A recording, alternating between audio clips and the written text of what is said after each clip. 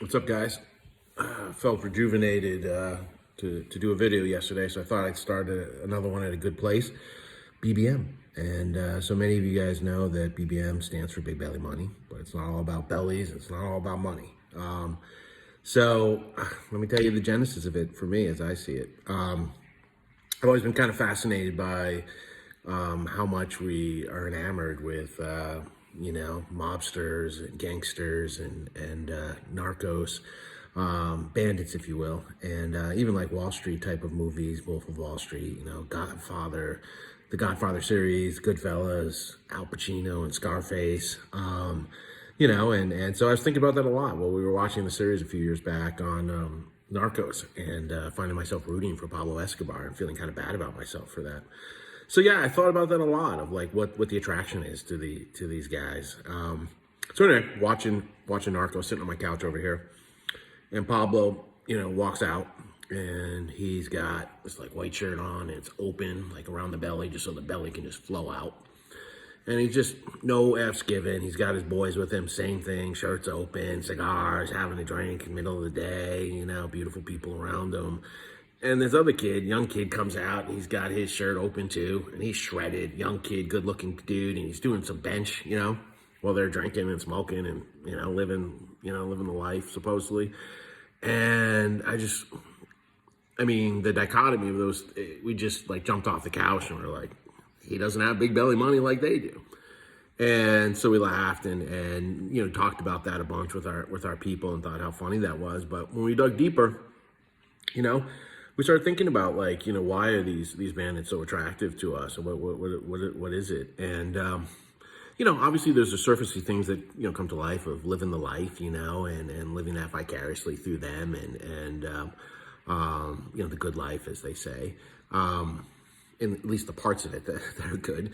And then, digging deeper, obviously, for me, for me, it was about freedom, living the life like on my terms, to the fullest. Some may call it indulgent at times, but living it on my terms, with no judgment, being able to give my family, my loved ones, anything they want, and just, just enjoying the heck out of life,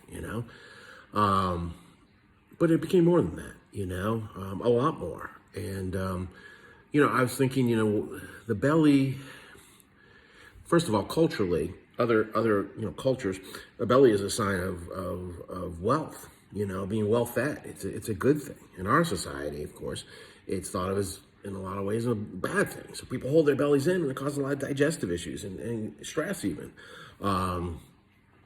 So it made me think,